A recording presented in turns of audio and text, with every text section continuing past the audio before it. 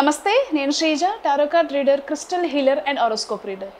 ఈ ఎపిసోడ్స్లో మనం ద్వాదశ రాశులకి సంబంధించి అందరికీ కూడా ఎలా ఉండబోతుందో, ప్రతి ఒక్క రాశికి కూడా ఎలా ఉండబోతుందో, పాటించాల్సిన నియమాలు, అలాగే స్విచ్ వర్డ్స్ థెరపీ ఏమన్నా అవసరం ఉంటే కనుక ఖచ్చితంగా ఈ వీడియోలో మీకు అందించడానికి ప్రయత్నం చేస్తాను.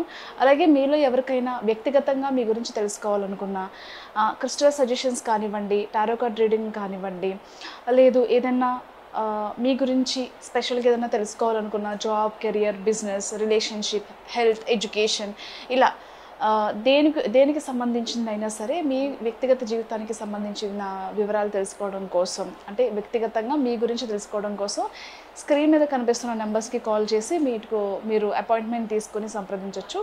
అలాగే ఎవరికైనా సరే స్పిరిచువల్ కోర్సెస్ నేర్చుకోవాలనే ఇంట్రెస్ట్ ఉంటే, for example tarot card reading కానివ్వండి, క్రిస్టల్ హీలింగ్ కానివ్వండి, లర్నింగ్ అబౌట్ క్రిస్టల్స్ కానివ్వండి, హారోస్కోప్ రీడింగ్ కానివ్వండి, చక్ర హీలింగ్ కానివ్వండి, స్విచ్ వర్డ్ థెరపీ కానివ్వండి, ఇలా ఈ కోర్సెస్లో ఎవరికి ఇంట్రెస్ట్ ఉన్నా సరే క్లాసెస్కి సంబంధించిన డౌట్స్ అన్నీ క్లియర్ చేసుకొని క్లాసెస్కి రిజిస్ట్రేషన్ చేసుకోవచ్చు. అలాగే మీ అందరికీ తెలిసిందే, స్టేరీ యానిమల్స్ని కాపాడుతూ ఉండండి. ఎక్కడైనా సరే అవి ఫిజికల్గా కానీ మెంటల్గా కానీ అబ్యూజింగ్కి గురవుతుంటే, అలాగే జంతు బలిని కూడా ఆపాలని చెప్పి నేను మనస్ఫూర్తిగా కోరుకుంటున్నాను. మీలో కూడా మంచి మార్పు రావాలని చెప్పి, అందులో మనకున్న స్వార్థపూరితమైన కోరికలతో జంతువులకి ఏమాత్రం సంబంధం లేదని దయచేసి గుర్తించండి. మన ఇంట్లో పెంచుకున్న మన పెట్స్నో, మన పిల్లలనో, లేకపోతే మన చెవునియో లేకపోతే మన చేతులను తీసుకెళ్ళి మనం బలిగా ఇవ్వలేం కదా. అలాగే జంతువులకు కూడా ప్రాణం ఉంటుంది, వాటికి కూడా పెయిన్ ఉంటుంది. సేమ్ ప్రాసెస్ అంతా కూడా. దయచేసి జంతువులను బలిచ్చే ప్రయత్నం అయితే చేయకండి. దానికి వేరే మార్గాలు ఉన్నాయి, దయచేసి అవి అనుసరించండి. Thank you so much. ఈ ప్రెడిక్షన్స్ వచ్చేసి మనకి ఆగస్టు 17వ తారీఖు నుంచి 22వ తారీఖు వరకు వర్తిస్తాయి. మేషరాశికి సంబంధించిన టారో కార్డ్ ప్రెడిక్షన్స్ చూద్దాము. మేషరాశికి సంబంధించి ఎంప్లాయీస్ ఎవరైతే ఉన్నారో, ఐటీకి సంబంధించి కానివ్వండి, గవర్నమెంట్ కానివ్వండి, ప్రైవేట్ కానివ్వండి, ఎవరైతే జాబ్ హోల్డర్స్ ఉన్నారో వాళ్ళకి ఈ వీక్లో కొంచెం మీ పొజిషన్ని కాపాడుకునే ప్రయత్నంలో చాలా బర్డెన్గా అనిపిస్తుంది. అంటే మనం ఎందుకు వేరే వాళ్ళని ఇంప్రెస్ చేయాలి, ఇంత కష్టపడి పనిచేస్తున్నప్పుడు, ఇంత కష్టపడి ఒళ్ళు దగ్గర పెట్టుకొని నేను పనిచేస్తున్నప్పుడు ఎవరికో తగ్గి నేను ఉండడం ఏంటి, మనం వాళ్ళతో మంచిగా లేకపోతే మన ఉద్యోగానికి ఎసరు పెట్టే ప్రయత్నాలు చేయడం ఏంటని చెప్పేసి కొంచెం మానసికంగా ఇబ్బందికి గురయ్యే అవకాశం అయితే కనిపిస్తుంది. బట్ ఎట్టకేలకి మీ జాబ్ని అయితే కాపాడుకోగలుగుతారు. కాంపిటీషన్ సిచ్యువేషన్స్ ఉన్నప్పటికీ కూడా, ఎప్పటి నుంచో డిలే అవుతున్న ప్రాసెస్ ఏదైతే ఉందో చాకచక్యంగా ఎన్ని సమస్యలు ఉన్నప్పటికీ, ఎన్ని ఒడిదుడుకులు ఉన్నప్పటికీ కూడా మీ జాబ్లో సక్సెస్ఫుల్గా వాటిని అన్నిటినీ క్రాస్ చేసుకుని మీరు ఎక్కడికైతే రీచ్ అవ్వాలో అక్కడికి రీచ్ అవుతారు. ఎలాంటి స్టెప్ తీసుకుంటే లైఫ్లో ముందుకు వెళ్తారో, మీ వెనక జరుగుతున్న కుట్రలు కానివ్వండి, అంటే చాలా చోట్ల నేను కూడా వింటూ ఉంటాను. సాఫ్ట్వేర్ ఫీల్డ్లో ఏంటంటే కొన్ని పాలిటిక్స్ అనేవి జరుగుతూ ఉంటాయి.